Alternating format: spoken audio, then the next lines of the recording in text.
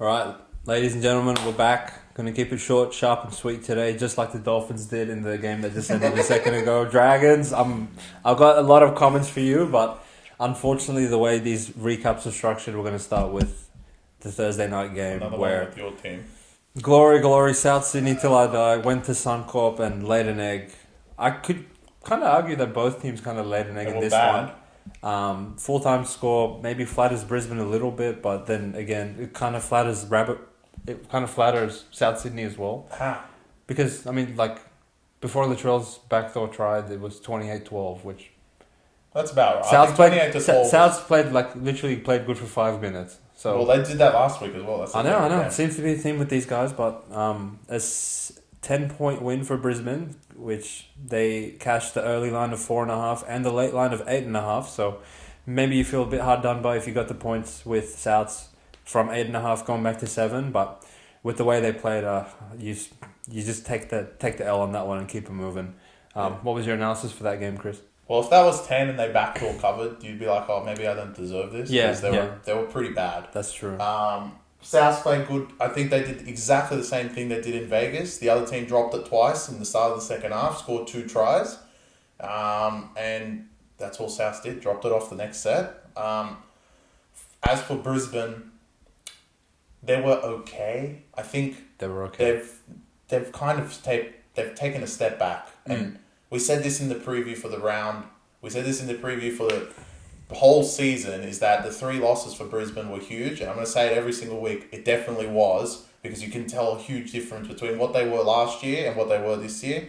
If they were playing this game last year, this would have blown out easily. It's easy to get to 40. So, like, shout out one player I want to shout out. I don't know we're going to say his name a lot, but Reece Walsh. I don't know who these guys are playing right now. He is electric. Yeah. As for the rest of the team, Ezra Man, Reynolds, who's now injured, the rest of the spine, whoever plays hooker, they were really poor again.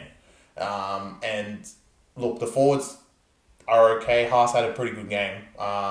Carrigan back through the middle, which definitely helped what we saw from Vegas. But I think this was more South's poor than Brisbane good at the end of the day. Souths were... Wow, I thought their performance in Vegas was bad. This was maybe they topped worse. it. I think they topped it. Yeah. Why are they already quitting? I don't know. It's really hurting me, JD. Come on, I like you guys. Look, to piggyback off Chris's point, Brisbane were not great, but they did just enough. If anything, for some reason, their spine is like a one-man show. You would think the veteran leadership of Adam Reynolds and the up-and-coming ascendance of Ezra Mam, and Billy Walters had a good season last year, you would think they would be combining more in the middle, putting plays on, but they're literally just beating teams off sheer talent of both of their centers and Reece Walsh. That's what is generating all of their offense and attack, which, like Chris said, we're bringing up Reece Walsh a lot, and it's no accident that we're doing that. This kid, literally just generates points out of thin air. Yeah. And that was, put on display when, the South's middles that got subbed on, 2 minutes in, they're already tired, and then this guy just goes step, shimmy, and he's under the try line.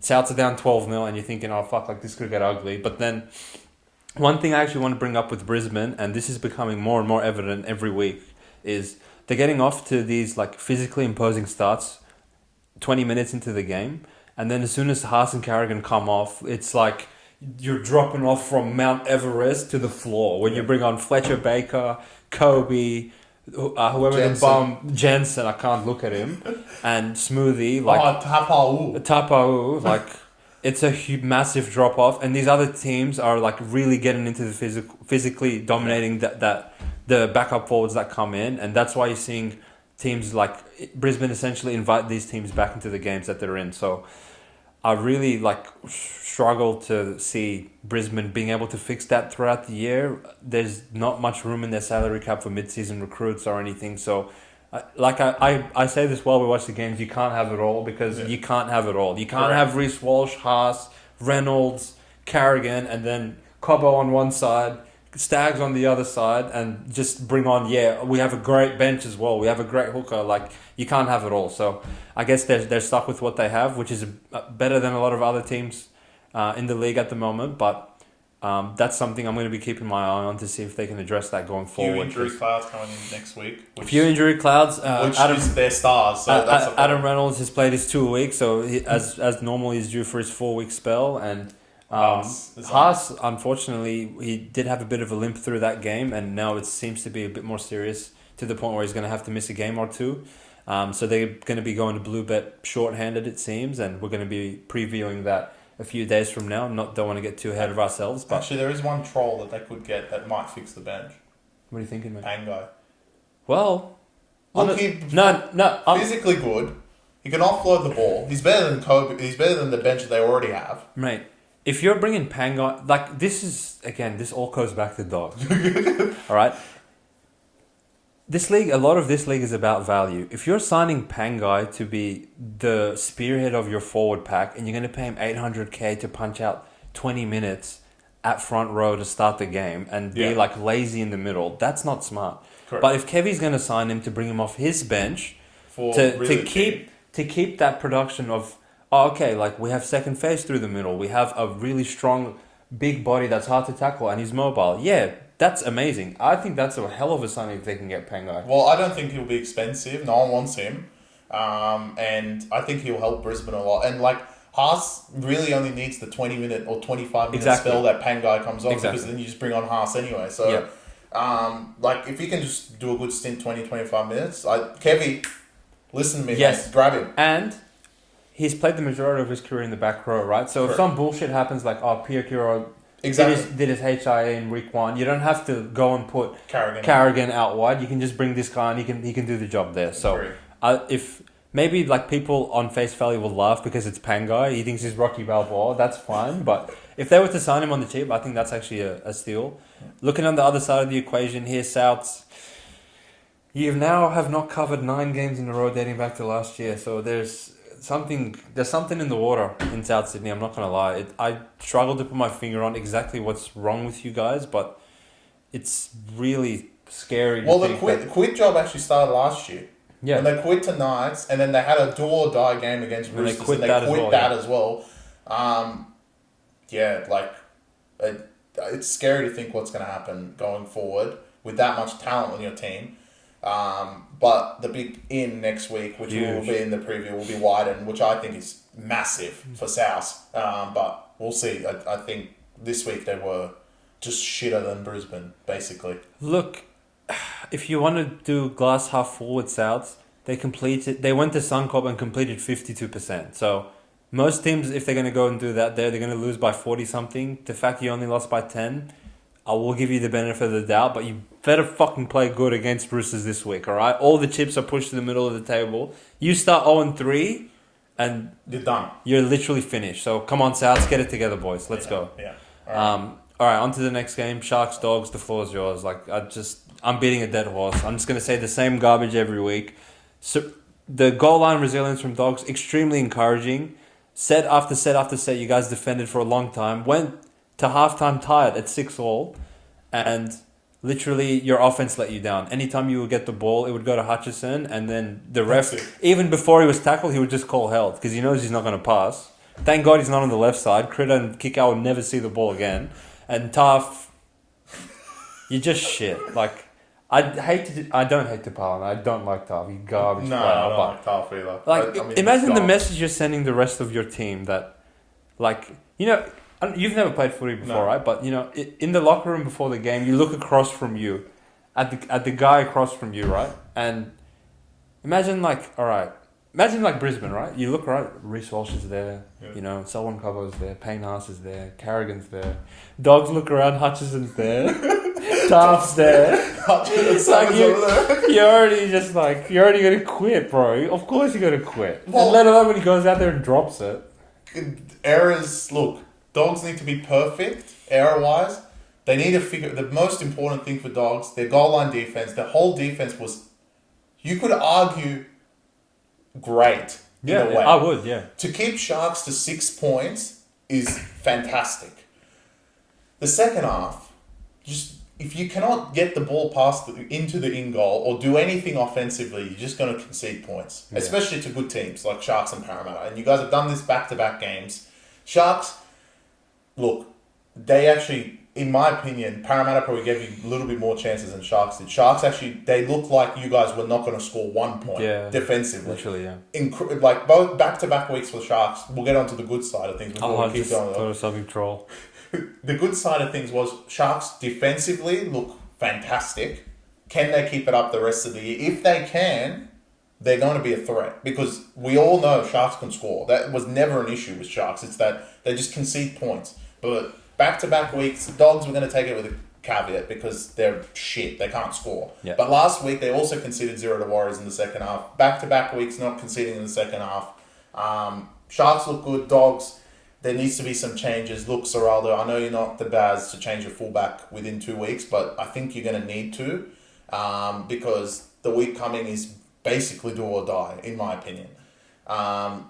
Dogs' team is really not that bad. There's a few spots they can change around very easily. They have depth, but they have players to bring in for these rats. So I don't think Hutchinson should start. I don't think Taft should start week 3. Sorrello honestly needs to roll the dice because starting 0-3 with Titans. Yeah.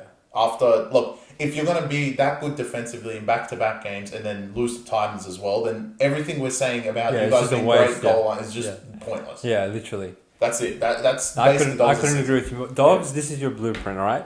You're going to take Connor Tracy, put him to fullback. You're going to bring Hutchison out of the team and you're going to bring Sexton in because, he distributes the ball a little bit more and his kicking game is a little bit better than Hutchison's as well, right? That is already going to make a world of a difference. If you can just keep up this goal line blue and white wall that you've established, because if you think about it, right, they conceded you're going to look at the box score, there's 25 to Sharks, 24 to Para. A lot of those tries were very late in the game and from deep within the other team. And a little bit shit. Like the Ronaldo's try was a bit was garbage. And then Dogs were just throwing the footy around and Para scored that breakaway try at the end. But in terms of, I don't think Dogs could get a worse draw than starting at PointsBet at Bankwest the first 2 weeks. And honestly, they haven't disappointed themselves with their effort, their intensity, their goal line D, all that stuff. But they can't quit. But that I hope for their sake, because I don't want to see the quit job of last year where they just start losing 50-0 every game.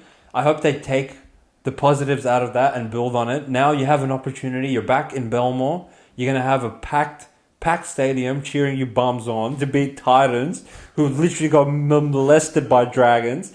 Come on, Dogs. Come on. Yeah. We need a good performance from you guys. And look, the quit job, like I said, do or die because you got the Easter game, which you guys never win. Yeah. So regardless of how bad Souths are, you're not going to win that game. Yeah. So it's a world of difference starting 3-1 when you play Para on the road, Sharks on the road, Souths on the road. Yeah. To being 4-0, losing those 3 and losing at home to Titans is a world of difference. You cannot lose this Titans game, bro. Yeah. But we're going to get to that more in the review, preview for that. But Dogs, it's more looking for next week. No one expected you to win this week at all. Yeah. So agreed. But your defense was just as good as they were last week. And just to piggyback off your point, so it doesn't get lost, Sharks, you keep this defense up, you can compete with anyone in this league. Agreed. I haven't been blown away with what they've done with the ball in hand, but the continuity and all the shit they've done the past couple of years, I'm never worried about a team with Nico Hines, Will Kennedy, Blake Brayley, and that backline putting points up. Not worried at all. Yeah. I feel like Craig's really emphasized going in. I don't give a fuck if you guys win 10-6 every week. You better hold them to 6 every week. Exactly. So, well done, Sharks. Keep it going. If only they had Fanua Blake, and everyone would be saying, "My God." I know, but look, they're off to Large Heart next week. We'll see if the Sharks defense can stop the offense of the year. But speak of Light Chart. Oh no, they're not. Not quite. Yeah, one more. Right. Chris's favorite fixture in the NRL was the 8 p.m. kickoff on Friday night. The Penrith Panthers hosted the Parramatta Eels, and there was a bit of a scare in the first half. I feel like I thought I was, fuck me, I've seen this movie before. Para, I don't know how the hell they just kept punching him through the middle that way, but they seemed to have their way with him through the middle. We did say in the preview that we expected a big performance out of the Parramatta forwards, but unfortunately it seems like their backline let them down. But you can't really even blame them because the tricky thing with Para is they decided to go into this game with 4 forwards on their bench, which you can give Brad Arthur a break. If you're going to win a game at Bluebet, you're going to need constant punch through the middle and a lot of tackling to maintain what Penrith throw at you with the ball in hand. and the direct sort of manner that they play the game. But to cop that head knock from Simonson and go off with a HIA sort of threw away all that they really had prepared on that side of the field. And then, like, Tuolangi, don't get me wrong, he was, like, not equipped to be defending Isaac Tunga, who had 6 line breaks in this game. But he went shots on to pump Liam Martin, and he popped his shoulder out. So by then, Power are on fumes. Not only are they down 2 players, they're down key, like, defensive decision-making players, and they couldn't score in the second half because they just didn't have enough ball. But I thought, like, the fact that Penrith didn't score past the 56th minute was actually really encouraging for Power. As soon as after he hit shots on, they didn't score 1 point.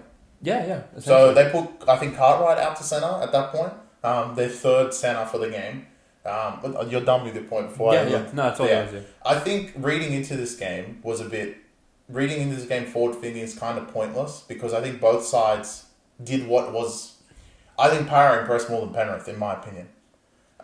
Which obviously, because I'm a Para supporter and I put them second on my table, I'm obviously going to say that. But I actually think this is something Parramatta hasn't done in the past going forward. In that game, they would have conceded 40 points. Because the edge was just... Isaac Tango might have had more line breaks than some whole teams this week. Yeah, he did, yeah. And he did that at will, obviously. Talangi's out there. I agree with the 4 forwards play. If anyone's going to go out there, they can come speak to me instead of speaking to Brad Arthur. I agree with 4 forwards. It's always worked against Penrith, and it worked because they were leading at halftime by some miracle. And they punched through the middle. The Joey Lussick try, uncharacteristic of Penrith. Sean Lane, the Red Sea parted. Never seen that before, Penrith. And Hopgood, again, parted again, and Hopgood goes through with a couple seconds on the clock before halftime to give Parramatta the lead. Second half, shout out to Penrith. They locked them down. They did have a lot of ball.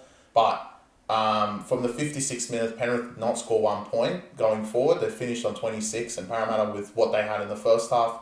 I think reading into this going forward, Parramatta, if they can defend like that most weeks, not many teams are going to score more than 26. Because when you have an actual centre and a winger, it makes it much easier. Obviously, we know that they're incompetent, but it seemed like they were a bit more competent this side. Because Penrith actually kept trying to go, but kept obviously attacking Talangi, which is fine, but they weren't even thinking about going the other way. And normal Para would be like, it doesn't matter what edge you go to, they're going to concede because it's Para on the edges, right? But they were much better, and the biggest thing, like I mentioned in the preview as well, punch through the middle was definitely there. If Para forwards play like that every week, they're going to roll some teams just going through the middle. Reg and Paula coming off the bench has been very, very good for Brad Arthur. I think Paula's come on and then played like 50 minutes and then gone off, which is nuts. But yeah, I was impressed. Obviously, Penrith got the job done, but I was impressed with Para. And hopefully they can move that forward onto next week. The only thing I want to shout out the NRL judiciary. I don't know how Jerome Hughes got 1 week, but Luai got 2 fines for what he did. Fucking but anyway, insult, bro. Because he hit Simonson flush on the head. Okay, fine, but the tripping call, it was last tackle and he tripped Moses for no reason. Yeah. Like anyone else that does a trip gets a week. It makes no sense. Yeah. And I think they got away with that one. Fisher Harris under an injury cloud after that. The play that Reg ran over Fisher Harris, I've never seen Fisher Harris gone down like that in my life. Yeah, with the opposition having the ball. Never happened. So we'll see the extent of his injury. But in terms of going forward, I felt like there's more positives for Para than anything else. They went there and had a crack, which a lot of teams off Penrith off a loss, back-to-back losses if you count the Wigan game, was always going to be difficult, and they showed that they have a chance to compete. So shout out to these guys. I totally agree with you. Para, if anything, I'll probably leave this game a little bit upgrading them and being more impressed with them, even though they lost.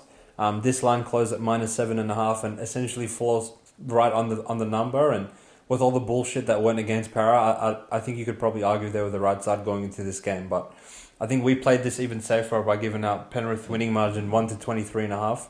Never really seemed like it was in doubt, besides maybe when they were down at half-time. Yeah. But as soon as they scored that first try in the second half, it was sort of Para going to be fighting an uphill battle, trying to put more points on the board, down so many troops. So another winning tip for our subscribers, mate. Another good game, and I thoroughly enjoyed that game. Actually, I thought it was two quality opposition going at it. But speaking of quality opposition, we may as well skip the next game because there was definitely not quality on display. Tigers, I essentially believe you don't deserve another bye for the rest of the week, for the rest of the year. Sorry, Did they even train? clearly did not train. So I don't know what nightclubs you went to the week before, but it looks like you were still hungover by the time kickoff came around. I blinked my eye and it was 14-0. So like, if you want to explain to our followers how we got there, because I couldn't tell you. Punch through the middle. The middles were really bad. I hate that they're bad. Because really every bad. week I look at the Tigers roster and I'm like, okay, David Clemmer, Stefano Tekumanu, Origin. John Bateman, Isaiah Papali'i, whatever dick's Save playing off. lock. Save fast, bro, he had a crack. Yeah. That's fine. Spearheaded by Api Coruscant. Like, there's no excuse for them to just quit through the middle and just get blown off the park in the first half of a match. First quarter. Like, we're fucking talking NBA or something. It was unbelievable. Set restart after set restart after penalty, and the defense was paper thin. I don't even think Canberra threw anything exciting or special at them. They didn't even score their normal bullshit kick tries that they score every other week. It was literally just go through the hands and score. Go through the hands and score.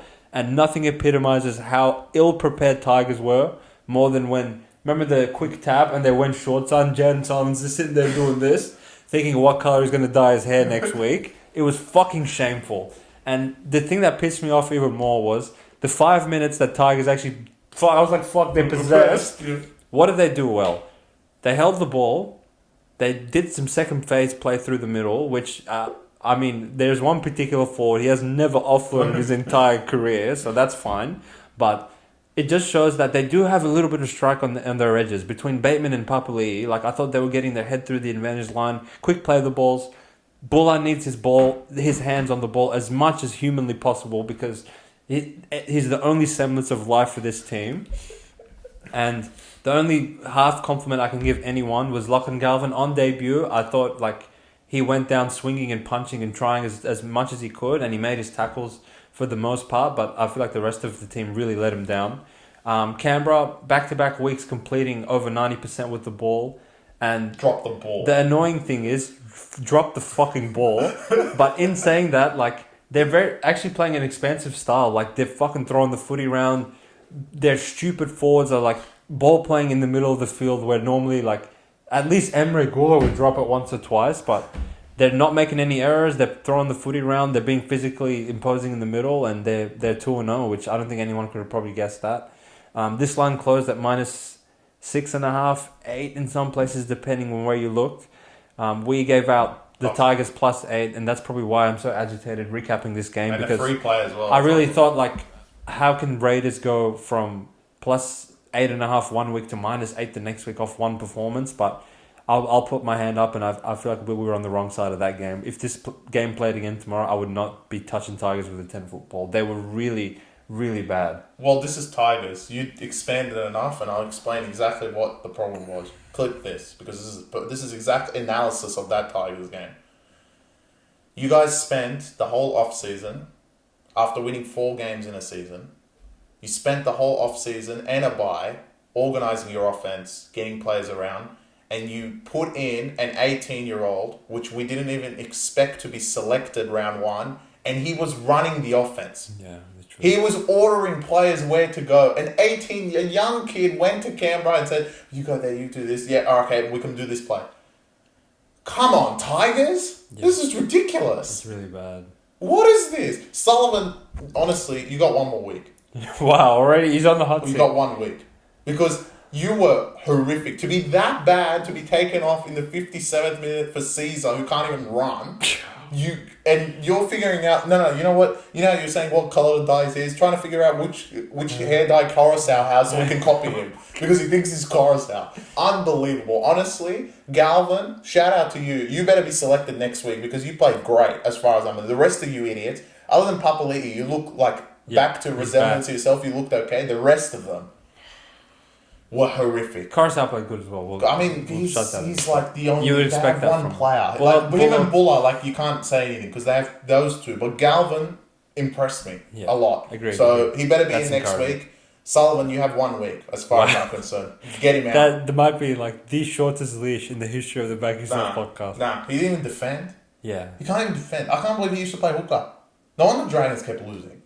Yeah, literally. This is incredible. This is what Dragons had out there, This bro. is Come on. unbelievable. Yeah, that's it. Raiders. Look, they did the job. They didn't do anything too special to beat Tigers through the middle. They're up 20-0 within 2 seconds. Yeah. And well, they're 20-12 at halftime. Sorry, so it was kind of like, oh, it's a bit close, like Ken Tigers, and then the second half. Yeah, Tigers scoreless. Yeah. Their offense actually like really looked out of sync. Yeah, well, they've got an 18-year-old running play, so Yeah, I mean, it's really scary. It's scary to think, but yeah, Tigers next week. Oh, let's not get into that. Raiders. Okay. Good luck. Okay, so obviously Super Saturday is a 3 fixture day, and I'm glad we got the shit one out of the way to start with, because the next 2 games were absolutely cracking. As discussed on the preview, Knights, I fucking despise your existence, but I believe that you guys are truly garbage, and I believed like I was justified in saying that going into this game.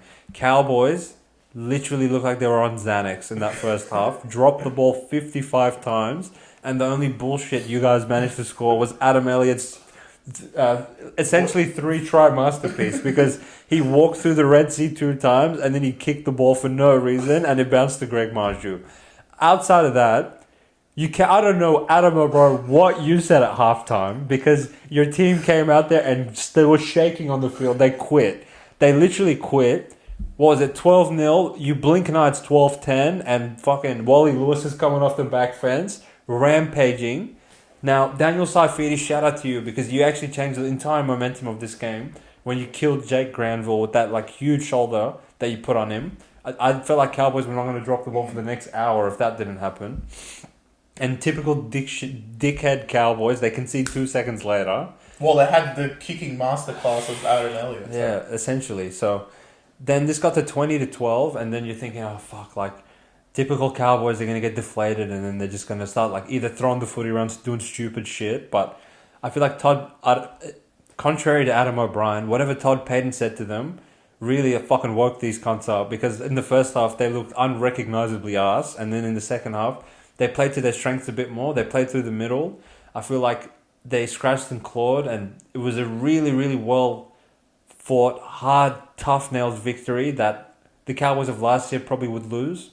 So that's the only thing I would say that would give me a bit of encouragement. I don't think Cowboys can play that bad again, and the spear mark of a good team is when you play bad and you get the 2 points, job's done, on to the next week. You go play Dragons, we're going to be laughing at that. Don't you sit there and worry, 5:30 sharp. But Knights, I honestly believe your campaign is over.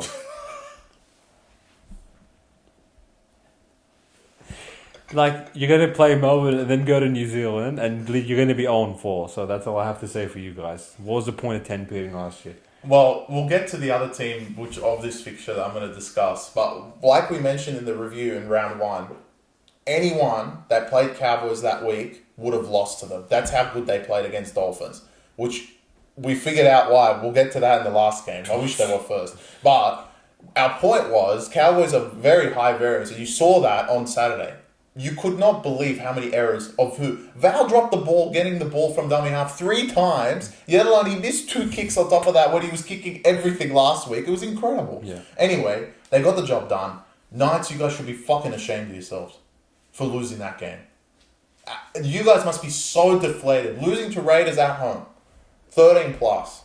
And then going to Cowboys, maybe putting like a mediocre performance, but playing a team that dropped the ball maybe 12 times in that first half, and still ended up losing, up 12-0.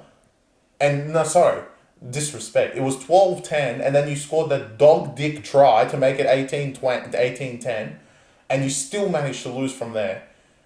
Look, the offense looks garbage. Apparently just go through Adam Elliott. That's the only way you guys score. That's the only way you can score. I don't know why KP doesn't have the ball. Everyone that was playing so good, everyone that was playing good last year is basically playing pathetic. Knights, you guys are copping a break, because if Munster doesn't fucking play next week, they're playing with no halves, and if you lose that game, you're as bad as dogs. Essentially. So, look. I hope Munster doesn't play. I hope Munster doesn't play and they lose to Peasant. But Knights, like, there's no words. Like, the man, I cannot believe they lost.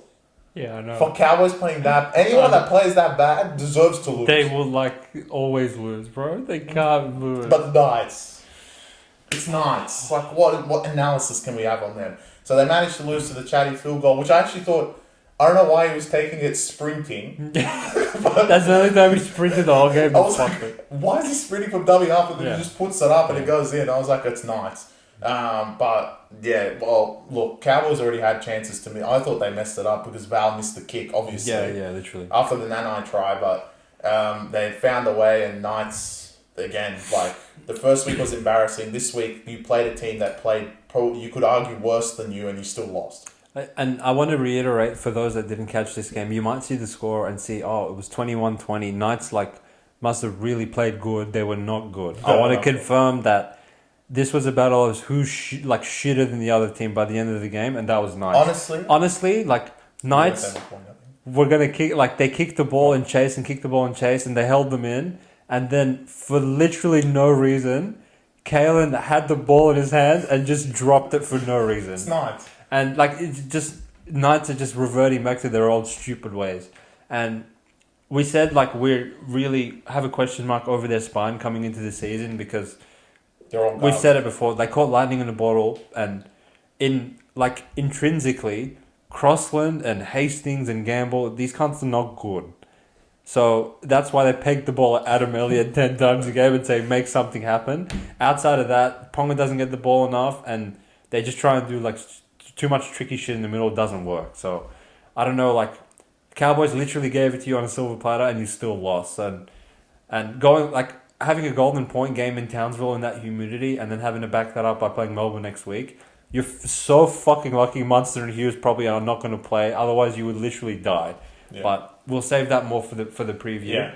Yeah. It was in the end, it ended up being a cracking game of footy because just so much stupid shit was happening that forced this game to be close and go into golden point. But in terms of the quality of play, it was really missing. Can you imagine if Cowboys played as good as they played against Dolphins? What the score? It'd be same score. Yeah, same score. 40-something, 50. Yeah, Knights would never score and they'll quit in the end. So I feel like Cowboys did not really throw much at them either.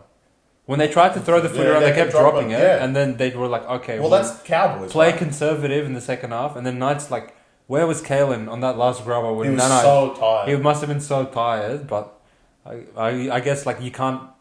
If you're gonna have the ball the entire first half, you need more than a 12-0 lead because that evaporated.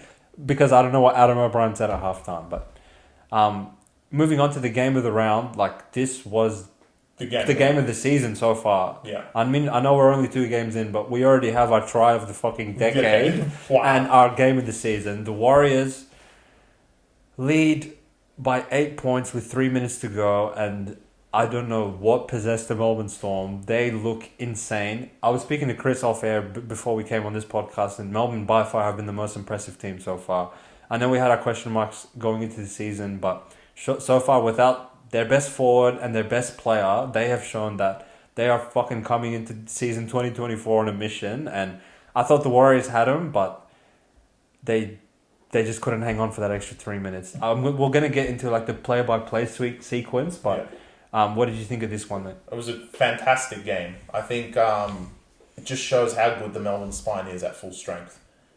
Twice outside, inside to Pappy. The Pappy offload to get Hughes go straight through and Meany score. That is just brilliance from the spine. Warriors in that second half. When the second half and the first half ended going into the second half, you're they're screwed. They're absolutely fucked. Down 12 in Melbourne. You could say it was pretty even possession, just Melbourne being brilliant. No, you know what? I'm going to stop you right now, actually. I'm going to give you some fucking credit on the air. Because I did say that. Look, we gave out the Warriors line confidently of the +7.5, and I maybe was in the spur of the moment, I got a bit disheartened, and I was bro, Warriors, I don't think they've played bad, and it's 18-6. Melbourne looked really fucking possessed.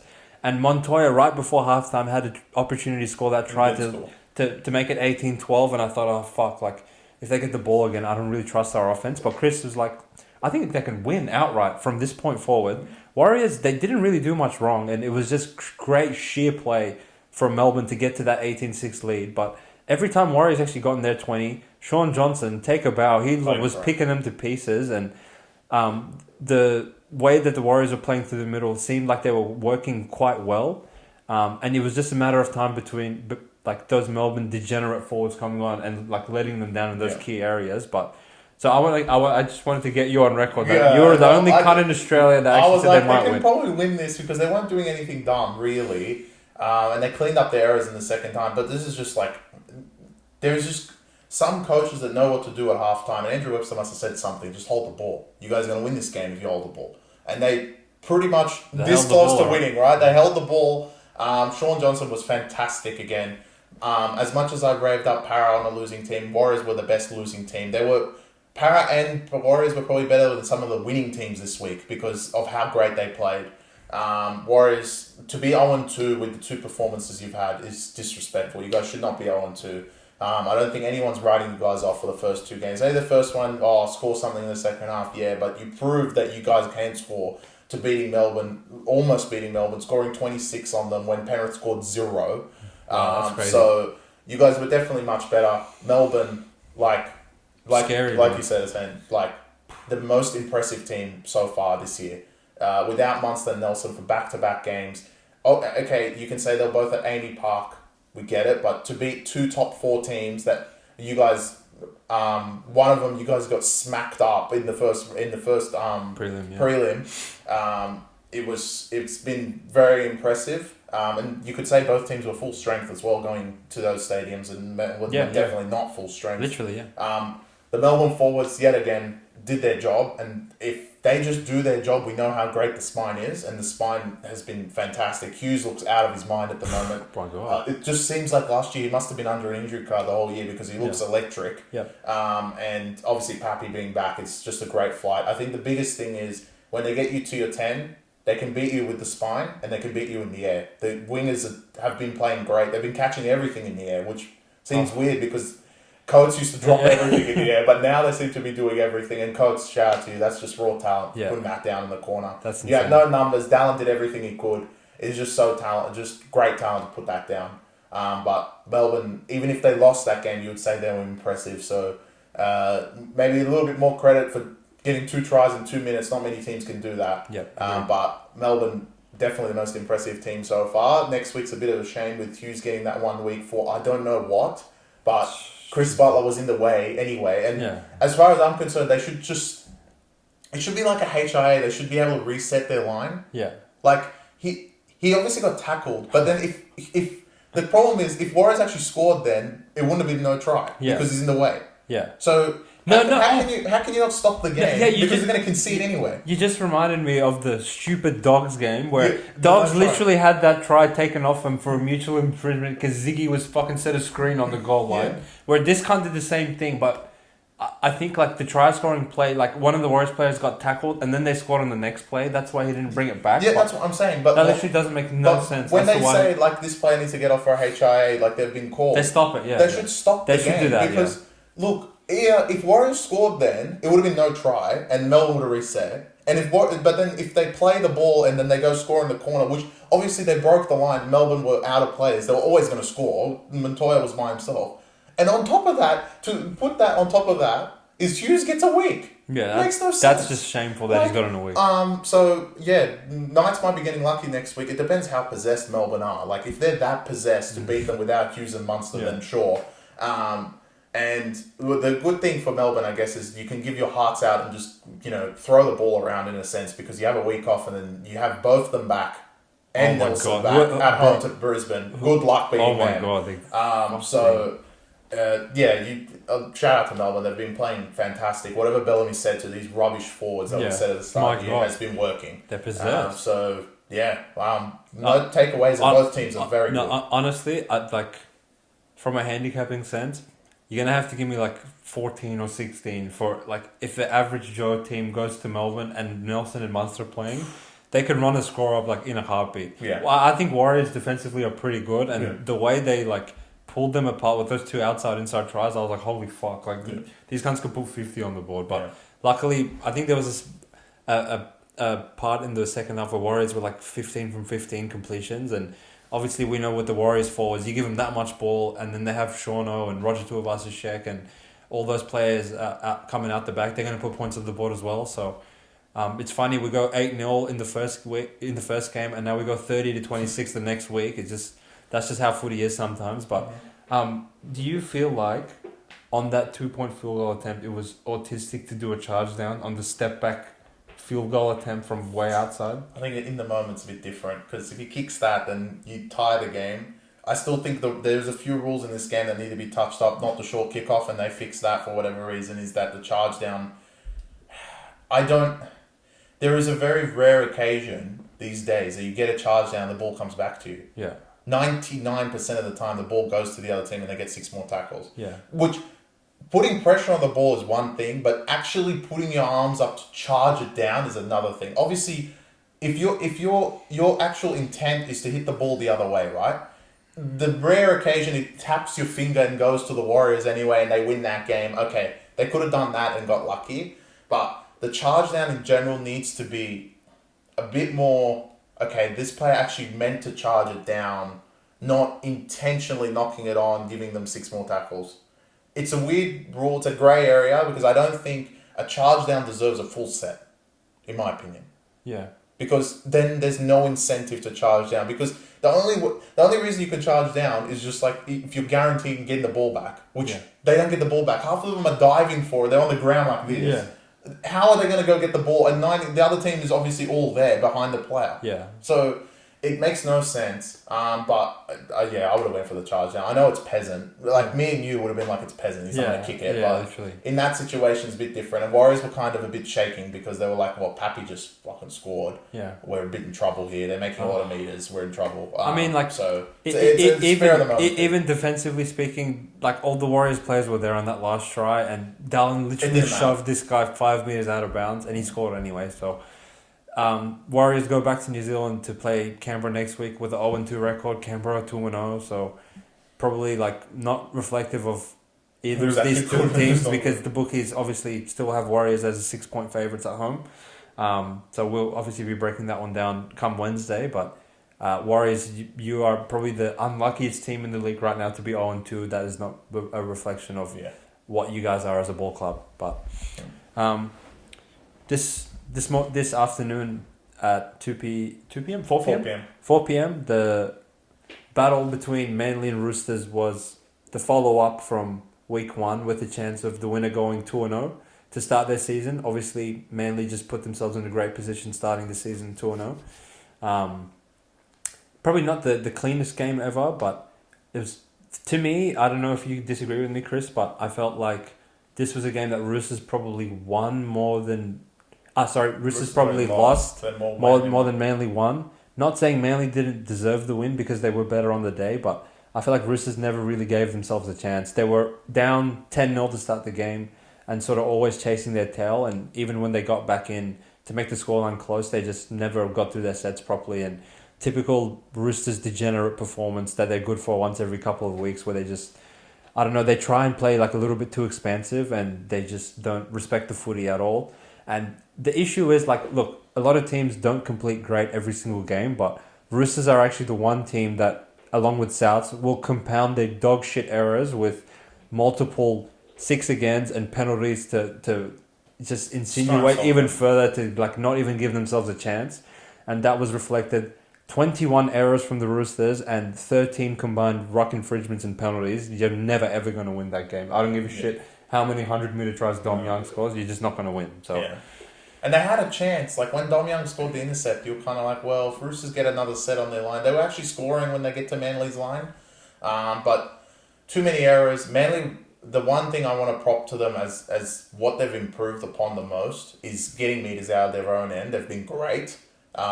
Roosters tried to pin them in the corner when they did have the ball because they didn't have field position, and Manly would just swipe that away from them, and Turbo would go for a run. Talal was actually very good making meters as well, even though he's a degenerate of a player. Don't cheer for him. But he played it right. And Manly overall, just with the Brookie crowd, I said this in the preview as well, they basically had 14 players out there. No one in that crowd was ever going for Roosters. I don't even know if there was a Roosters fan there. It probably was, but my God, it didn't seem like it.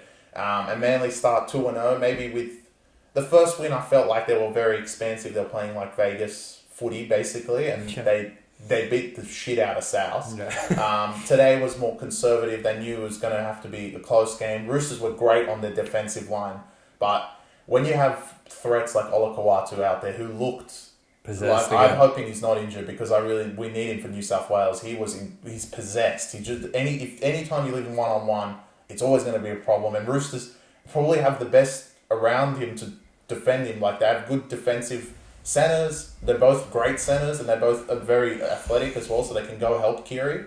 But it still looked like this guy 1-on-1. He should have had a try. I don't know how that was a knock on what they saw, but they wanted unders apparently. Like we sent the best bet out. But anyway. Yeah, look, Manly start 2-0. They have a challenge next week because we just said one of their impressive teams, but they're going to Bank West, which not many teams go there and win, and it seems like the bookies are really it seems like public money has pushed Manly really back into basically $1.90, which just shows how good Manly played. But I think between us, I don't think Manly played that much better than Parramatta, even though Parramatta lost. That's interesting. So, look, there's a lot of threat. Manly look fit, ready to go. Turbo looks fine. They look great. Olakawatu did come off late in that game, which He'll be we'll fine. see. He'll probably be okay. He seemed like he'd be running on it. He just got him off a precaution. They were up 7 by that point, so it was all good. But they still have some of their backline out, so it's going to be an interesting game going to Parramatta. Yep. And yeah, that's what I'll really say. Roosters, you have a big bounce back game because this one is going to be a team that's 0-2 and they're going to be desperate. So Yeah. it's a lot of pressure on you guys. It's Hargreaves' 300th, so don't let him down. But No, you let him down agreed. today, definitely. 21 errors You can't win a game of footy like unless that. you're Knights. Yeah. If you could deceive, if Unless you do you're 21, you're playing Knights. Knights, then or Tigers. Yep, agreed. Yeah. Manly probably with the two most public wins of the season, opening the season with a game in Vegas and then 4 p.m. Sunday, like no one's working, everyone's at home, everyone wants to watch the footy, and what better game to watch on a Sunday than a game at They've got Brookvale 3 with the public Roosters in games in a there. row, like 3 So- prime times. So Absolutely. So I think a lot of the public is probably coming around to what we were saying in the preseason of where we actually rate Manly and that we think they have the potential to be a top 4 team. But conversely, I have not actually been too impressed with them in either of these wins because I feel like they've dominated possession in both of these games, and any time their opposition's gotten to their 10, I haven't really felt confident in Manly's ability to defend that. So in terms of where they're probably a little bit weak, might be a bit of a challenge for them at Bankwest this week. And Para, I think they really showed a good account of themselves on Friday. So we've got another cracking game on. and the punch of Para, it'll be a big test for the Manly forwards. Absolutely. We know how great Para are through the middle. If they play half as good as they did at Penrith, Yeah. they're going to roll this forward pack. Yeah, agreed. Yeah, that's going to be a very interesting game. I can't wait for next Sunday. It's going to be great. Speaking of teams getting rolled. Oh, well, Chris. I'm good. I'm good. You can do this. Okay. You can do this for everyone in the public. All right, I'm not going to so- say a word. Today, I'm going to give you all a free lesson in punting, okay? You cannot just bet based on the previous week's performance, Going into the season, Dragons were probably equal favourites to win the Wooden Spoon with other degenerate teams like Tigers and Dogs, right? So, round 1 rolls around, and Dragons, they put a magnificent performance against Titans. They were good, don't get me wrong, but the context is important. They did play Titans, and Dolphins have a shocking loss, awful loss to Cowboys, but again, context is important, and Cowboys played amazing the week before. And if you're paying attention to the market, so week 1's games, before they were played, week 2's lines were already out. And what did we have? Dolphins are $1.50, they're -4.5 to Dragons at home. And Dragons play first, they put a very convincing win up against Titans. This line doesn't move, it's still 4.5. Now, after the Dolphins lose to Cowboys, I just see it's shifting. By the minute, Dragons are getting shorter and shorter and shorter. And they go from 250 to 240, 30, 20, 10. And I'm like, Chris, Dolphins are $1.75. And then I refresh the thing and Dragons are favourites. Favourites, Chris. On the road in Redcliffe. A Wayne Bennett coached team that showed that they're very competent in the previous season, which you could argue you have a better roster than Dragons, are underdogs at home to Dragons. And I can't tell you how much pushback I got this week of bro, did you even watch round 1? Did you see Dragons? They're so fucking good, bro. Or, bro, do you know how bad Dolphins are? Like, look, Dragons are not as good as they showed in their win in week 1, and Dolphins were not as bad. And now, conversely, Dragons obviously what they played, and their lines shifted 8 points the other way in round 3. Dragons were not as bad as they look today, and Dolphins were not as good as they look today. You can't just base your bets based on, oh, I have amnesia, I can only remember 7 days ago. Alright? Dragons, I'll leave the actual analysis of the game for you, but this is a lesson in punting for you people, alright? You need to give these events a little bit more thought as opposed to just what happened the previous week. The 3 biggest performances from round 1, Cowboys, Dragons, Melbourne. All of those teams did not cover the spread in week 2. So that just goes to show you can't just bet on who played good last week. Now, in terms of actually you not having to do any of that and just winning your bets, just follow BackYourself Premium. We'll do that for you and you'll get up. That's no problem. But please, like, don't come to me in the streets and tell me, yeah, man, Dragons is pretty good value, $1.75 on the road, eh? Because they're not. They're simply not. All right? Okay. All right, game analysis. But actually, a little bit more on Dragons because we actually, in the review, essentially gave a best bet away for the next game, for the preview for this week. And we were like, we got a better price for Dolphins. We actually didn't. Because I lied to you guys. We lied. Because when we got close to the game, they went to $2. Now let's get to the game. Same old fucking Dragons. Simple as that. Look, Dolphins were not fantastic. They only led 10-0 after the half. Dragons dropped the ball, did a bunch of errors. Dragons had a few sets on their line but couldn't get through. To be honest, if I was looking at that game, I'd be like, Dragons could probably do something in the second half. But then it clicked in my brain. It's Dragons. And what happened in the second half? It was a blitz. Dolphins, all of a sudden, played fantastic. They were throwing the footy around, kicking the ball through. Hammer time was brilliant. He carved them apart. Dragons, errors, penalties.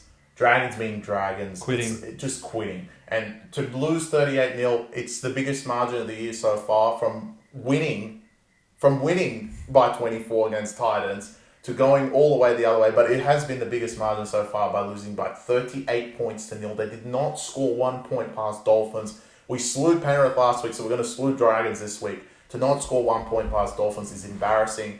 It looked like their shape wasn't there. It's the same old Dragons. Yeah. The shape last week, we said it in the review, this time last week, we were like, this is the best shape we've seen the whole first round. We did not see shape like that. Out the back to Sloan scoring a hat-trick. Where was that today? Nothing. And Dolphins, credit to you guys, and biggest credit to Wayne. He knows how to coach. He went to them and said, look, last week wasn't that bad. He said in the press conference, I'm going to do the exact same thing, and he proved he did the exact same thing. And like we said about Cowboys, they played brilliant that game. Dolphins pretty much couldn't do anything with the talent they have compared to what the Cowboys have. It's a complete disparity. And Dragons today copped it big time. And like you said now, when it was holding at 3.5 before any games had started, has now ballooned almost to 8 on the back of Dragons getting pumped. Like we said before, we haven't taken anything for next round as of right now for a reason. We don't have amnesia. We wait, right? Anyone that took Dragons at 3.5, first of all, like, there's got to be something wrong. If you took minus 3.5, you know what? You're a sharp punter. Come contact us because you know what you're doing. But on top of that, now it's back out to 8. It is complete swing. Dragons are the only team in the world to be +4 at Titans without Foran, Fafita, and Campbell. And then go on the road again, be -1.5 at Dolphins, and then come home and be like, yeah, they're back home and they're +8. That's crazy. Incredible. Dragons, again, not that bad. They really didn't do much wrong. It was just that they couldn't score, and when they couldn't score, they just quit. It's similar to what Dogs do, but Dogs actually hold them out a bit more. Dragons just, like that, just quit. Yeah. But going into round 3, I believe in Flanagan. I don't think he's going to have this disrespect of how shit you guys were this week. Yep. And it's going to be represented in our review for the next round. But shout out to Wayne, shout out to the Dolphins. They were fantastic. They dropped players left, right, and center. I don't know how Marshall King came back from his HIA. He looked dazed after he hit him in the head.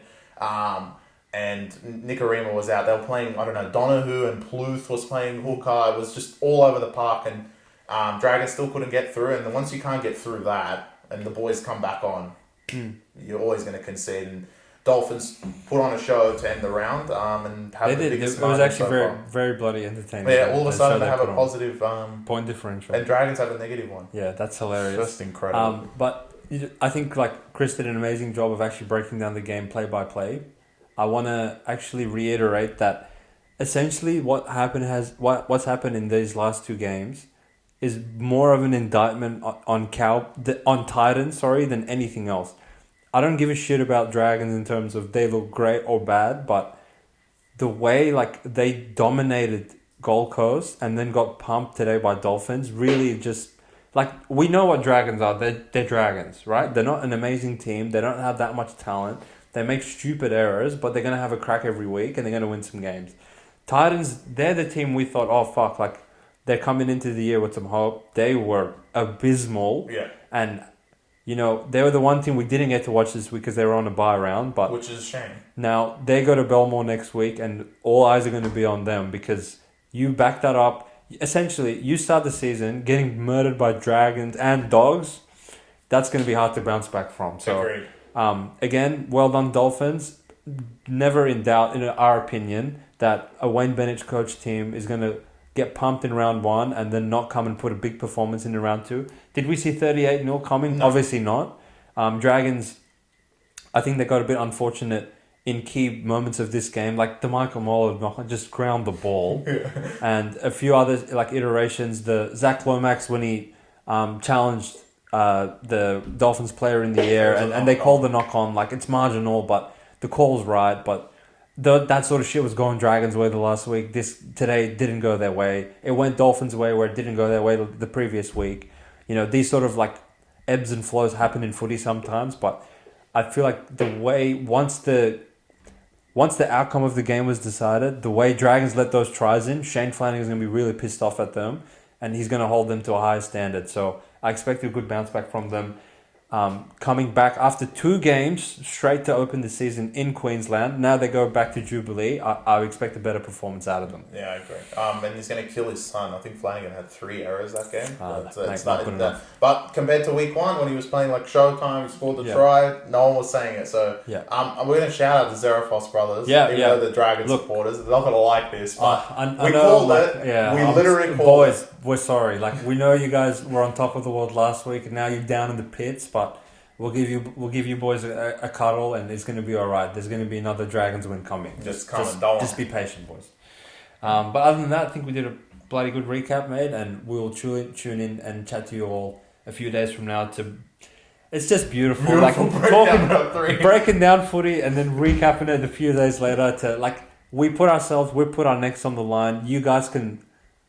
There's no ambiguity, there's no doubt. You know exactly what we think going into the games. If you subscribe to us, you know exactly how we approach playing those leans in terms of what market we bet on. And then we hold ourselves accountable. We come and recap. We face you. We face the camera every single Sunday night. And we give you our analysis, our recap. Where we went right, the Warriors game. Where we didn't go right, the Tigers game. But we'll be back to be talking more footy 3 days from now. Sounds good. Thanks, guys. Thank you. Peace.